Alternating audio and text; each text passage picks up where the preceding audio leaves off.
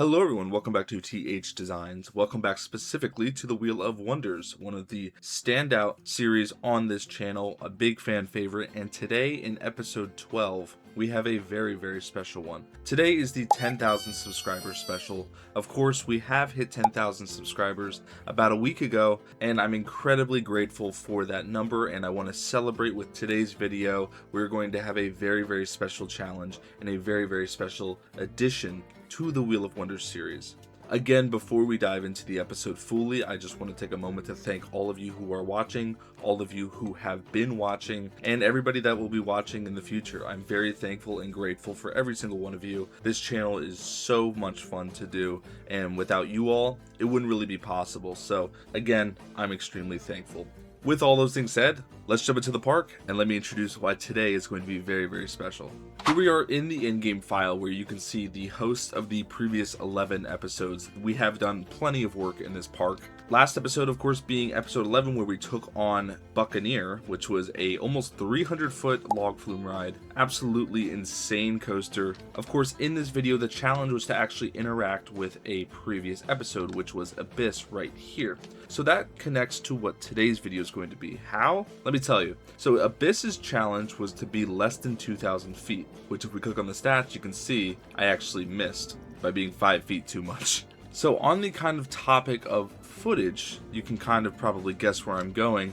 Today's video, we are going to do a mega coaster, a truly mega coaster, not in the sense of 100 feet tall, in the sense that this coaster's challenge is it has to be 10,000 feet. Now, does it have to be exactly 10,000 feet? No, I'm not going to do that restriction like last time, but it has to be a minimum of 10,000 feet. For context, for those who don't quite understand what 10,000 feet looks like, let's take a look at one of our longer coasters in the park. If we take a look at the dueling coasters over here, a pretty standard lengthy coaster ride. This coaster is 4,100 feet. Tori, which was an awesome ride, that ride is 4,200 feet. These are pretty sizable footprints, yet they don't even break 5,000. If you want to talk about a coaster that reaches the double digits when it comes to the thousands, look at Moroi. This monster of a coaster, one of my favorite episodes personally, of course a record-breaking coaster in its own right. This coaster is 11,000 feet. If you don't quite have an understanding of what 10,000 feet looks like, this is what 10,000 feet looks like, at least.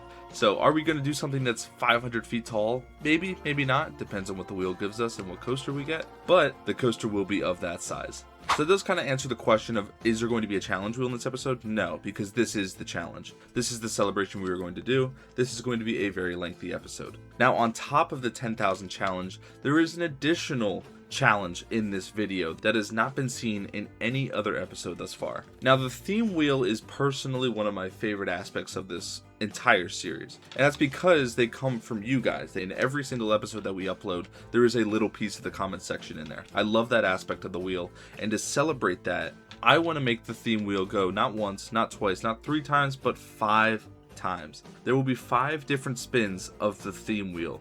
How we're going to incorporate that into a 10,000 foot coaster, we're going to have to figure it out. I assume it's probably going to be a little bit like the Toy Box coaster, where it's just this conglomeration of a bunch of different ideas, but it will be much larger, and ultimately that's the challenge that we deal with this series. Now, when it comes to the future of this series, we still have this plot of land, this L shape here, that could be done.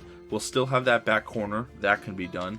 And we still have the challenge of building an underground coaster. So I do believe we will get to 15 episodes. Anyway, let's go to the coaster wheel and let's figure out what coaster model is going to be 10,000 feet. And then subsequently how tall it's going to be, or fast if we get a launch coaster, and how we're going to tackle this. Typically at this point we would dive into the challenge wheel. We already addressed that. So today we are starting at the coaster models wheel. We have removed every single one, I believe, from the previous 11 episodes, and we're going to spin this and figure out what today's 10,000 foot 5 theme wheel coaster will be. I really hope it's something good and not a water coaster. Bike and sidecar, okay. I'm not going to complain about that. I mean, it's essentially the raid coaster just with a bike and sidecar. Has the potential to do a swing element, so that could be really cool, and that also kind of separates zones for theming, so not against this at all. Real life counterpart would, I think, really only be Hagrid's. I don't know if there's any other bike and sidecar coaster out there. Hagrid's is at least the most famous, I would assume. A fantastic model, known for lengthy layouts, known for very diverse and versatile elements. So this is a very good one in my opinion. I am very, very happy with this. Couldn't have got too much better than that, to be honest. You know me, I love launch coasters, so again, I'm very, very pleased with that. As for the coaster, it is right here, the Atomax Bike and Sidecar Coaster. You can see it even has that kind of Hagrid style train to it. Very, very cool. Already lends itself to a theme, so hopefully one of the 5 themes we can actually decorate the car around. I'm hoping it can be something really captivating and huge, kind of like Hagrid's in a way, but it's just this huge plot of densely themed area. With a little bit of what we see on like the Viking coaster where there's so much interaction with the path, I really want something like that. So I'm not going to build the path first, like I did in that Viking episode, because I ended up just tearing it down anyway. But I kind of hope it ends up something like that. For now, I'm just going to place the coaster here, somewhere tucked away that the station can be a separate theme from maybe the launch or whatever we do. Speaking of the launch, let's go to the random number generator. Let's see how fast it's going to be. Here we are on Google's random number generator. I set the minimum to 55. I feel like that's probably pretty fair. And then the max is 125, which is, I think, a record. It's not too far off. Screw it. I'll bump it to 155. Anyway, let's figure out what it's going to be. 66 miles per hour. Okay. Definitely lower than I was kind of hoping for, I think. I don't know if I wanted 155. That was just the upper margin. 66, a little slow, but faster than Hagrid's. And Hagrid's gets a lot done. So with a multi-launch, 66 probably actually isn't the worst thing in the world. Anyway, let's go to the coaster element wheel and let's figure out what the first one's going to be and maybe how that incorporates with the launch. Or if we even do a swing launch. Here is the coaster element wheel, so many so that you cannot even see them. I reset the wheel so every single thing is on here. It just felt appropriate for the 10,000 subscriber special. So even the elements that we had last episode are technically back. Hopefully it's something that we can incorporate in some kind of swing launch, but the wheel will let us know. Fingers crossed, I guess, for something fun. A 0G stall, okay.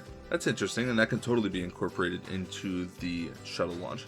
So a 0G stall is super easy. At this point, many of you have seen a lot of these elements that we use, so they're probably not even worth highlighting that much. For any new viewers, basically a stall is the coaster hangs upside down. It's a great hang time moment. Very popular on a lot of RMCs, which are incorporated in that metal structure on the chain lift. We've had it many times in this park. It's a fantastic element. It's not that difficult to make. And as for the swing launch, we can actually probably incorporate it in the actual swing launch, if that makes sense. Let me build it and you'll understand. But this could be really cool for path interaction, which is exactly what I want. I'm very happy about this.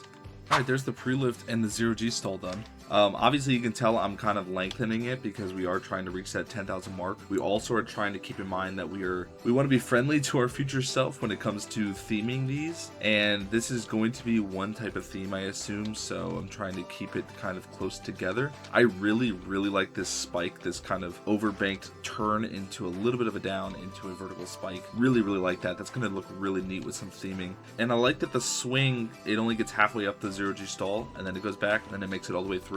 And you can see we have some launches, we have some LSMs, very similar to the mock concept King to Call replacement that we made a video about a few days or weeks ago. Exiting that stall, going into really the main launch that brings it up to 66 miles per hour into the next element. Now, of course, I'm really cornering myself here, so this may not be where this ends up. It depends on what element we get next. We can do really anything we want with the exit of this stall, so if we have to go that way, we can. If we have to go this way, we can as well. Another thing is we don't know what the length of the track is unless the circuit's finished, so we're going to have to kind of guesstimate, and then if it's close, then we adjust it. I'm sure there's going to be adjustments anyway. Let's go to the second element, and let's see what follows what is truly the actual first element after the launch. All right, there's the 0G stall removed. Very, very happy with that. I really want this to be the best coaster in the park, and elements like that are going to help us get there. So let's see what follows after that and the launch itself.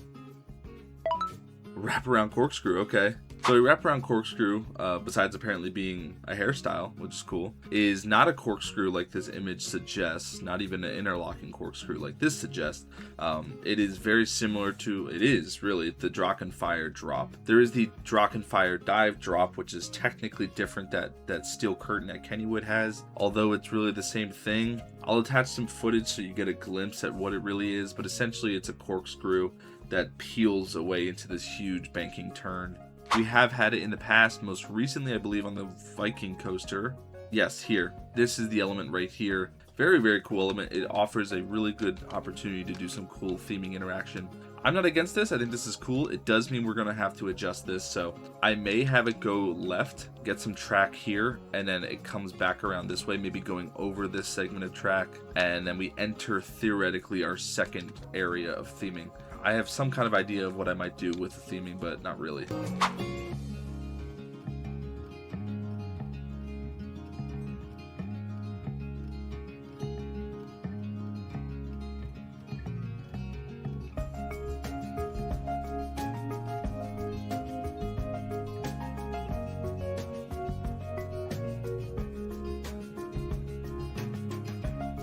Alright, there's the wraparound corkscrew done.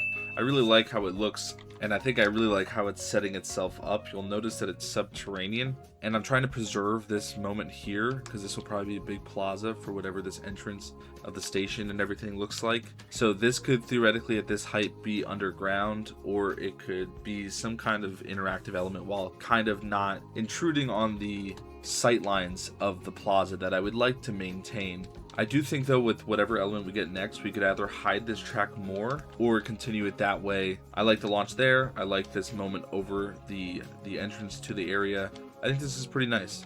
There's the wraparound corkscrew removed. Let's see what follows it. Hopefully something that we can kind of hide in front of the station. A double up, okay. Not exactly what I had in mind, but at least it's a straight element. I guess that's probably all we could ask for. Double up is a very general term. It's more or less grew popular with a lot of RMC's work, which is what you see here. It's essentially two airtime hills going upwards, which is where the name comes from. You get the gist. I think it's, you know, it's fine. I think if we extend this a bit more, something like that, and keep it underground, maybe like another launch, which I know is a little redundant, but I really want this double up to begin about here, and then it goes over that, entering that second district. I really want to get out of this first area. I assume we're probably at about 3,000 feet or so we kind of got to get moving. There's the double up done. It's a very literal double up. We could tighten the profiling or, you know, make it go in different directions or outer banking or anything.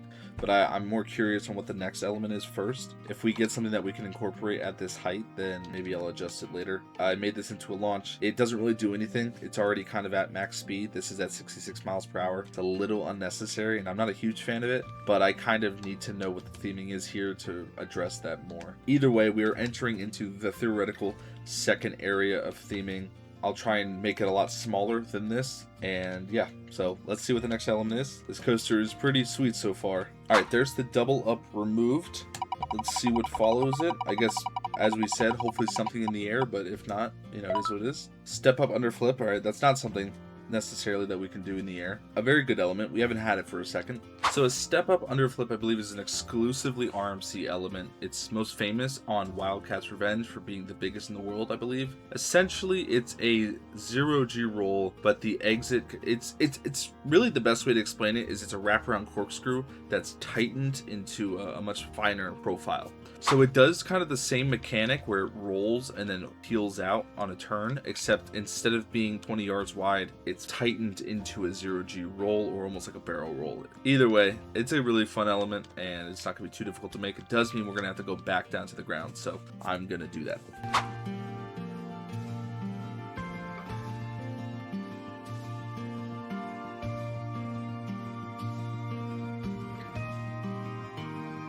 Alright, there's the step up under flip complete. You kind of see what I was talking about. How it's a very similar kind of concept to the wraparound corkscrew, except much tighter with the entrance, with the profiling.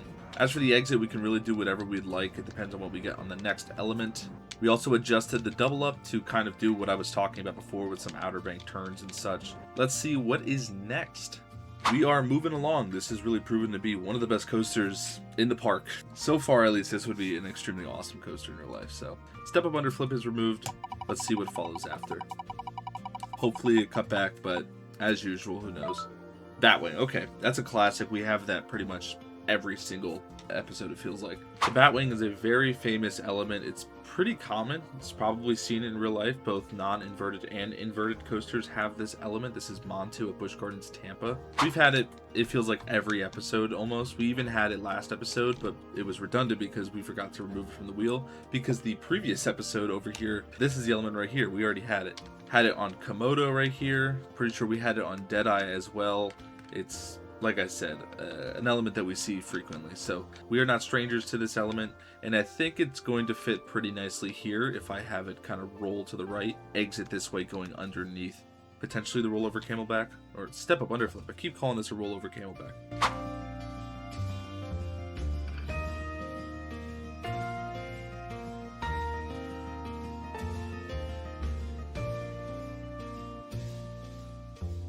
Alright, there's the Batwing done. You can see a lot of it is actually underground, not only to help with the momentum, because we can only really go this high, but it also gives us something fun to do, potentially with the pathing. Now we have access to this, potentially being some kind of junction. About to go through the Batwing now. Yeah, it's not bad, but you can see we're starting to kind of slow down a bit. Yeah, that's kind of getting a little crawly. But I think now, let's find out what's next. I'm hoping to have something fill out here. Maybe get two kind of sub areas of potential theming, and then do a strip this way. Because you see we have all this room, not the cliff there, but rather this dotted line here. We have all this room to go back as well. So we shall see. This thing is a monster, but it's pretty sweet so far. Alright, Batwing has been removed. Let's see what's after it. Anything, I think, works here. We have plenty of space. Okay, this is actually a new one. We have not had this, and I was actually thinking about this when we got the double up, about how we recently added the X up, X being a variable, this number can be whatever, and how I probably should have got rid of the double up option. So it's funny that we got both in the same pool. This is good for momentum. I'm probably just going to do a triple or a quad up and kind of veer this way, because I do want to leave some space for some future episodes. We are taking up a very large footprint, and now we're entering potentially theme number 3, maybe even 4 if we decide to divide this up. Alright, so there's the triple up done. I think we are getting to a point where maybe it's time to do another launch. So whether that's here or whether it's after the next element, we'll see. I think this is a pretty straightforward element, so let's move on and let's see what's next. Alright, there's the X up removed. Very fun to see that. We still have the X down as well. Could theoretically get that. That would be pretty funny. As for an element, it'll decide whether we have a launch or not. Vertical loop. Okay, that's cute. Very easy. So vertical loop is a vertical loop. It's a loop-to-loop, whatever you want to call it. Very, very popular element. Yeah, this is actually a really cool element, but this might be the only one in the entire park. I do think to do the vertical loop at a reasonable height, I think it's time to do the second launch. While I was building this, I thought of maybe a cooler way to do this. So we have a lot of different track types to work with. Maybe we should be using more than just the swing launch that we had at the beginning. And I was thinking, what if we did a spike, another spike, and had the train launch backwards? Why not? We're slowing down enough that I think it's possible. Boom. Back-to-back spikes, and I added a block section here, giving this strip more purpose. So now we have the coaster ending in a spike and now going backwards into the switch track, now into that vertical loop, which we can add that launch now into a vertical loop. Big fan of that. I love the look.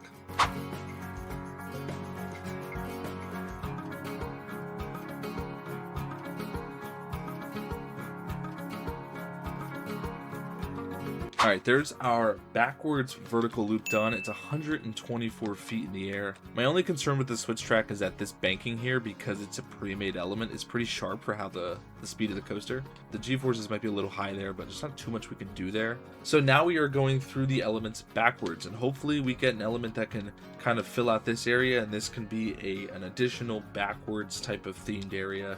But I'm in love with this. We're going to go back to being forwards, either with a turntable or a drop track, so we'll keep that in mind, stick that in our back pocket. Anyway, let's see what's after the vertical loop. Alright, there's the vertical loop removed from the wheel. Let's see what follows afterwards. No matter what it is, it will be backwards. Cobra loop. It's a Cobra loop. After 11 episodes, there are still elements out there that I do not know, that I don't even think we've had this. It is not a Cobra roll, which is what this is. It is what you picture right here.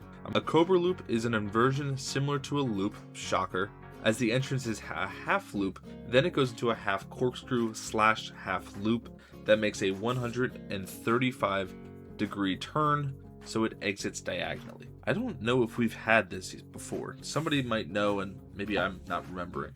Here's the POV of Stormrunner. We can take a look at this. This is one of my personal favorite coasters out there. The launch on this is awesome. So this is a top hat, right? That's pretty standard. We've had that plenty of times. That's the element right there. So here we go, half loop right here.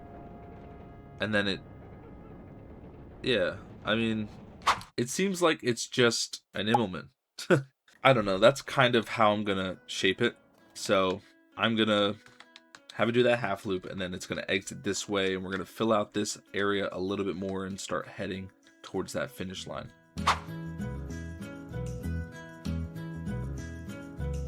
Alright, there's the Cobra loop done. I think I did it right. Pretty easy. It exits kind of diagonally. That was pretty easy. Not much else to say besides let's just see what's next. Alright, there's the Cobra loop removed. Let's see what's next. We do have to keep in mind that we are trying to eventually go back to being forward. A double inverting stall. Okay. I think this is the one from Untamed, which is a pretty wicked element. Yes, it is. Okay, so Untamed is a coaster at Wallaby Holland. One of the best coasters in the world. This element is a big tribute to that. This is a very blurry image, but... so we had it on the Viking coaster, but it wasn't done too well. It's actually kind of perfect because we're about to probably do it here, banking outwards, facing towards those trees, and then we're going to be finishing going this way. So that's not bad.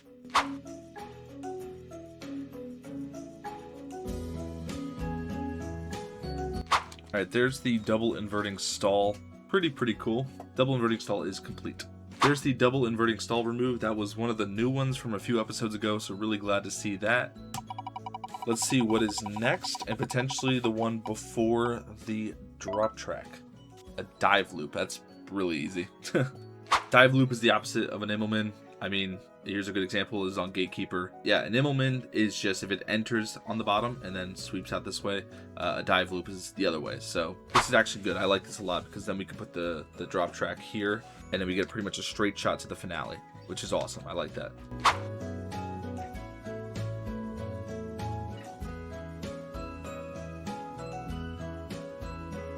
Alright, there's the dive drop done. Pretty easy element to make.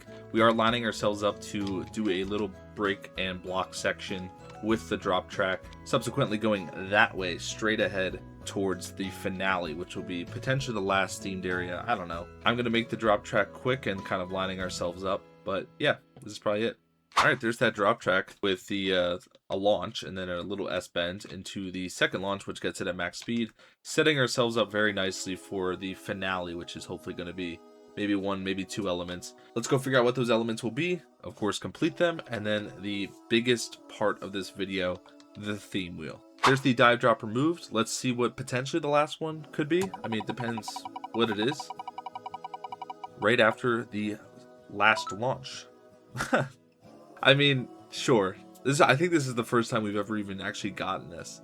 But I don't actually think there's much we can do with it because we just probably, like, that's what that drop track's going to be. So it's a little redundant. I mean, we already have this. It would be the same if we got an S-bend. It's like, well, we just did one. Let's remove this and let's try again. All right, that's removed. Let's see what takes its place. I mean, we kind of already had that. Bow tie. Okay. A bat wing, but it keeps going the way. Yeah, alright, whatever. Pretty easy element to make. Bow tie is a one-of-a-kind element. Look at this guy chilling on that roller coaster track, knowing that this is a pretty historical photo. This is Dragon Mountain at Marineland. It's a bat wing, which is pictured here, except it keeps going the way that it came, so the momentum keeps going in the same direction, rather than it being a cutback element. Pretty cool element. We've had it a few times. We had one on Deadeye. So pretty cool element. It's going to be a pretty big one coming out of the launch. So that's cool.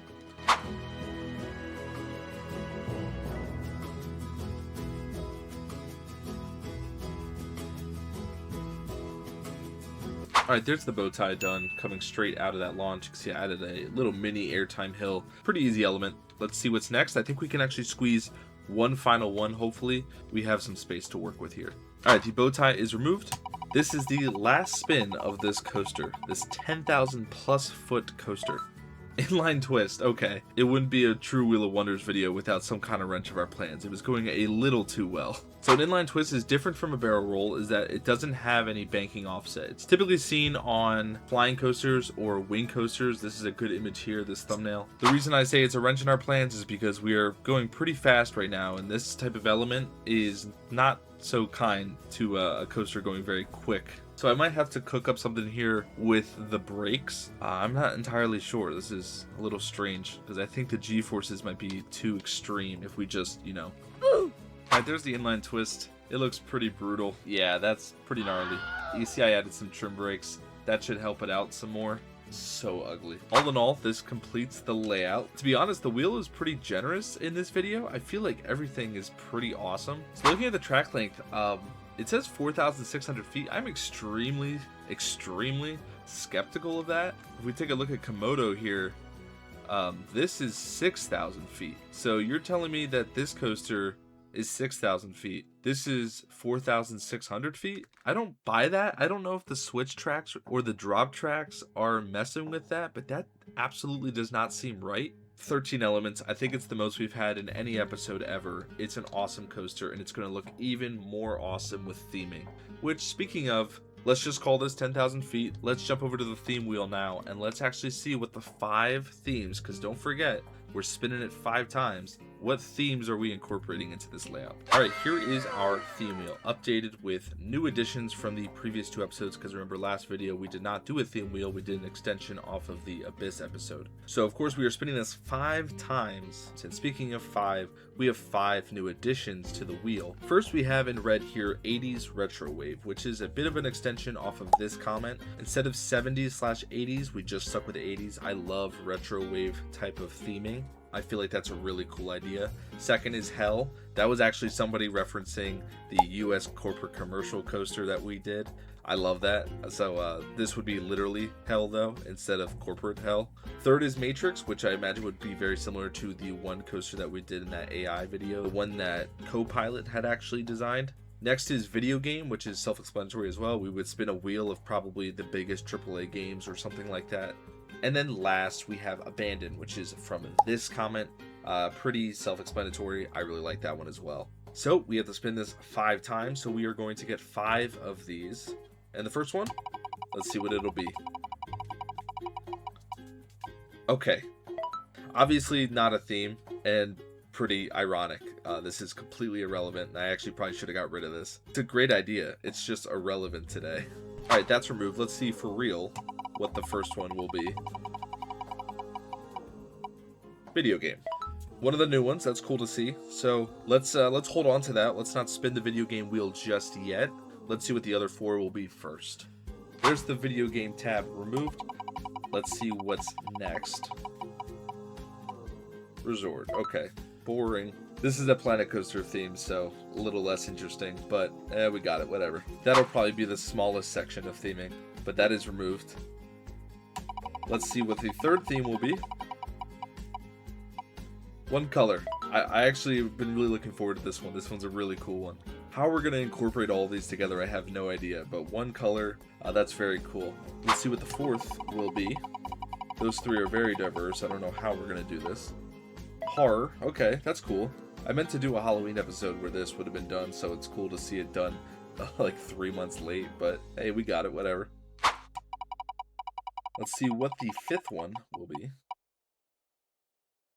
Sci-fi. Okay, I actually appreciate this one. This one offers us a chance to kind of tie it all together with the excuse of, oh, it's just sci-fi. Very cool. So that means we have video games, we have resort, we have monotone, we have horror/spooky, and then 5 we have sci-fi. Let's spin the video game coaster and let's figure out specifically what video game we are referring to. So here is the video game wheel that I just threw together. It's a collection of some of the highest selling video games of all time. I kind of picked the ones that I felt would offer a pretty cool theme, but for the most part, all of these are top 10 selling. I'm sure people's favorite game isn't on this list, and I'm sorry about that, but I kind of had to narrow it down to something. So let's see. Oh, Not against Mario Kart, big fan of Mario Kart. I was kind of hoping for Minecraft, I'm a big Minecraft guy. But Mario Kart is definitely one we can work with. There's so many different things we could do. So because Mario Kart is such a good one, and I kind of worry about cohesion in this coaster, I have an idea. So these are the 5 that we got.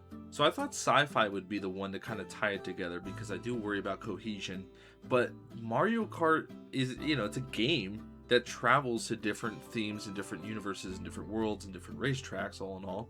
And they all have different themes to them. So maybe we kind of have an overall theme, an umbrella theme of Mario Kart. And then we take on these kind of sub-themes and kind of latch them on to the overall idea that this is a Mario Kart circuit traveling between different worlds. I think with themes this different, it won't look good if we just stitch it one after another. I think it needs an overall idea, and I thought it was going to be sci-fi, but I think it should be Mario Kart. I have a lot of work ahead of me, so I'm going to get started. I will see you when all of this is done, and we can begin to celebrate the awesome, awesome achievement of 10,000 subs.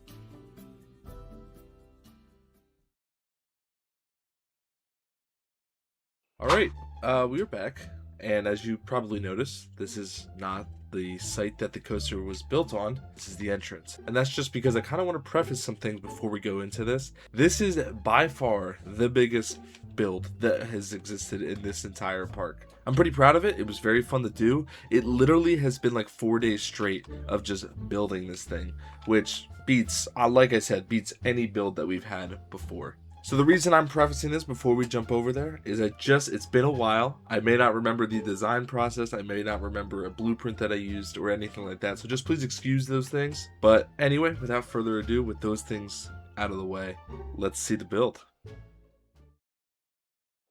Here is the build in its entirety. Like I said in that little preface, this has been days of work. I mean, you can see my computer's lagging a little bit. There's so many pieces here. There's so many things going on.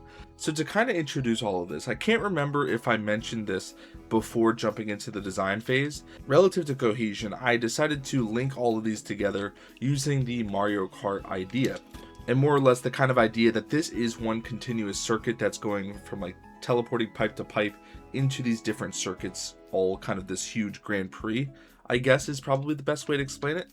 I'll explain as we go, but to start off, you may notice that this huge plaza here is Peach Gardens. That was kind of the circuit that I chose that felt best represented the Mario Kart idea. So as you enter, you have all of the gardens that kind of, that come with the Peach Gardens circuit, the Peach's Castle, which is the main station, as you see here. From the beginning, you can pretty much see the kind of kart idea, which lends itself to the actual trains themselves, which aren't that heavily themed. Really, they're just themed specifically around the Mario Kart.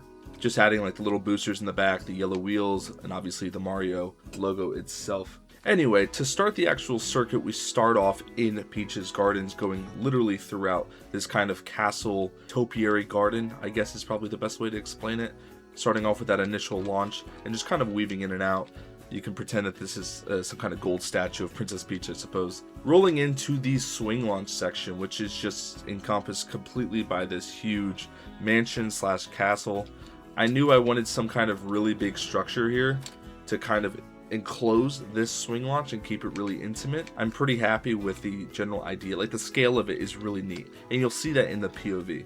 As it goes backwards, it goes over like a little fountain and then over a little small topiary garden into the first spike, which the dual back-to-back spike has that spinning kind of Mario Kart star. I was really happy with that. I like that a lot. As it goes back around, then it goes full speed into that launch. It goes over the zero-G stall, which is a second launch, through the actual mansion from the Peach Gardens circuit in at least the Mario Kart Wii. That was the only one I ever played. Launching again into that wraparound corkscrew, going over the main entrance. Love that a lot. This is one of my favorite elements in the entire thing. And it does this really nice sweeping turn into the first pipe. There's plenty of these pipes to kind of sell that idea of teleporting between different circuits. And you may be wondering, well, how is the first area to teleport underneath the Peach's Gardens? If you have a keen eye, you probably noticed these rainbow colored glass pieces in the plaza. And I think I had mentioned it before actually designing the coaster that I really wanted some kind of interactive element underneath the plaza. And as you probably can guess, if you're familiar with Mario Kart, this is a little snippet of Rainbow Road underneath the plaza. So as we watch the car go into here, enters into a little snippet of Rainbow Road. Really happy with how this came out. Use the Starfield kind of walls and everything to kind of give this infinite kind of feeling when really it's just a tunnel. And then there's these little stained glass openings at the top to kind of have a little bit of an interactive moment with the guests up there, theoretically. We also have these awesome item boxes that are, again, I'll cover them when we go over the little blueprints that I used. I just wanted some kind of excuse to fit in Rainbow Road. As it exits out of here, it goes into that double up. The double up goes over that bridge through the mansion into the second pipe, really the first one into another world. Now we are entering into the second themed area, which as you see now, and I think you probably saw it at the beginning of this little clip, this is the spooky / horror section. Really, we just have a lot of gothic architecture kind of selling the idea of the kind of sorcery pack, the horror, the spooky idea. But really the main point of this, to kind of check that box off as horror or at least spooky, is the spider idea. So there are plenty of spiders in this area, so if you don't like spiders, maybe it's best to skip this part, more or less. And ultimately is what this cavernous area is. So as we go down here, you see all the spider webs, and you see some spiders in the dark. As the coaster comes down now, as I unpause it, sets off some lights, and now you can start to really see some of the spiders. So there's some interactive moments, some sequential things going on in the layout.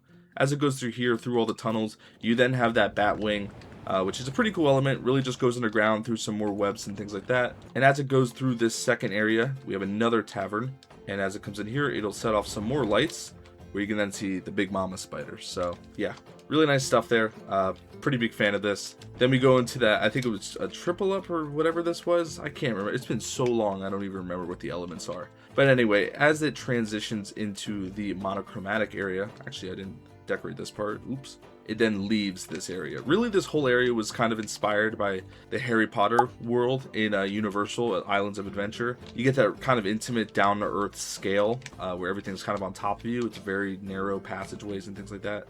Anyway, as it goes up this little double up, it goes into the pipe, heading into the other side of that spike and entering the monochromatic area. So I'll let it go up that spike. It then enters some more pipes, lots of green. So green was the choice for the monochromatic area just because I knew I could get away with using a lot of trees, and also the pipes that have been kind of very prevalent throughout the entire layout. It kind of looks a little funny because I love the green smoke. I knew I wanted to use it, but in hindsight, it kind of just makes it look like a stinky swamp, which kind of wasn't intentional, and it looks a little gross in that way. I mean, the whole area does. I mean, like, look at all the green paths, the green umbrellas, everything. But it's pretty funny, so I decided to leave it. It then enters backwards into the fourth pipe, I believe. You can see the resort theming here. This was the one I gave the least amount of attention to, just because it wasn't that interesting in my opinion. So really it was just an excuse to mask the drop track, which as that coaster enters the drop track area, this is the transition from the monochromatic into the sci-fi. So you see all the LEDs here, kind of looks like Fury's little like under the bridge section, into that drop track. And you see there's going to be some strobe lights here, some good ambient noise, really love that. And then it drops, very nice, opens up the door, and we officially enter the sci-fi area as it drops down there. There we go. It exits out of the pipe into the last world, I guess, circuit, if you want to, whatever you want to call it. So before we actually watch the train go through it, let me explain what I chose for the sci-fi. So sci-fi is such a broad term, you could have done quite literally anything. My original idea was actually to encompass this whole last section of track into one kind of big show building, and it would have been a really nice excuse to do like lasers and things like that. But after doing that first section of the drop track, it felt a little redundant. Ultimately, I was looking through the blueprints that Frontier gives with each pack, because this is another one that was given by Frontier. And there's this blueprint here, which is a UFO crashing, and there's a lot of fire and smoke and things like that. And I really liked that idea. Also, I was admittedly really exhausted at this point. This was the last thing I did. This theme was much easier than doing some kind of like space battle or something like that. And ultimately, I think it looks really nice. It was also a really good excuse to put the launch into a crashed spaceship, which I think looks really, really nice. I really like that a lot. There's a lot more interaction moments, a lot of smoke, a lot of fire, a lot of crashed sci-fi artifacts, things like that, and it eventually breaking and going into that inline twist, which is where you get a really close interactive moment with that UFO that's crashed. It enters into the last pipe, and it really is just a transition back into the Peaches Garden, which is the brake run. And that's it. That's the layout completely summarized to the best of my ability, trying to remember all of the little nuances and details that I added over the past 4 days. And as we look at the stats, It seems like there's maybe some shared problems there, because there is no way, in my opinion, this only has 4.47 excitement. This coaster is really fast-paced, has a lot of really interesting moments, plenty of scenery, which Planet Coaster does reward. Really interesting. It doesn't have nasty G-forces really anywhere, except for maybe that turn in the monochromatic area, but there's really nothing we could do about that. Either way, similar to the 10,000 feet, I just don't really buy that these stats are that realistic to what this coaster is. I'm curious to hear what your guys' thoughts are, because in my opinion, this coaster looks awesome. It really is like Hagrid's, but like in 5 different worlds, which was kind of the inspiration that I really wanted this to be like Hagrid's, but like on ultra steroids, which it really is. Looking at the more specific stats, we almost have a 200-second duration, which is just insane. A track like the 4,600 feet, again, that I don't think is correct. Max speed of 68, average speed of 34, sure, that still doesn't really equal 4.47 excitement. A max vertical G of 4.59, that's not that bad. That's actually, it's a little steep if anything, but much better than what we usually do. 3 G's of lateral G-force are all happening in that moment in the monochromatic area. I kind of excuse that because there's not much we can do there. This thing is awesome, I think, and I'm pretty happy with it. I hope that this was not only just a massive episode and a massive coaster, but also a fun one, and I hope that this was in some kind of way interesting. Before we go and before we do wrap this up, I do want to honor the blueprints that we had used in this build. This is all the Frontier stuff. As I mentioned, I used a lot of the townhouses. For the resort, I pretty much edited and used many of the arches and just this hotel piece to create that bigger hotel. For the sci-fi, use this one tunnel and use the UFO crashing, which I had mentioned before. As for the user created blueprints, these are the ones that I wanted to highlight. We have the shells from Mario. Excuse me, I'm not up to date with my terminology on Mario Kart. The shell and the little like guard dogs from Peach Gardens were both created by Mike. The piranha plant was created by this creator. That code, that was great. I put that in the plaza. The Mario Karts that we used in the front of the actual Peach's castle over there, they were scaled up, but they were taken from this pack. Again, thank you, Mike. For the stained glass, that's from the YouTuber and gamer. Take that code there. And then finally, one of my favorite blueprints is the item box. I mean, just look how nice that looks. That looks like straight out of the game. So Blue Bowser, great blueprint. Thank you to all the blueprints that I did use. They really helped kind of fill in some spots that I was struggling with on this coaster. There was a lot to build, so those little blueprints were a lifesaver. As usual, the code will be in the description. If you want to explore for yourself, absolutely go ahead and do that. This coaster has a lot to it. So I think probably what's best to do now is to wrap this up, and let's do the cinematic and the POV. I have no idea what I'm going to do, but we will see. I really hope you enjoy the POV. This coaster was a lot of fun to make. It was a lot of work, and I hope it satisfied y'all. And I hope my gratefulness towards you guys and the 10,000 subscribers that we are celebrating comes across in this kind of build. So do take care, and I will see you in the next video.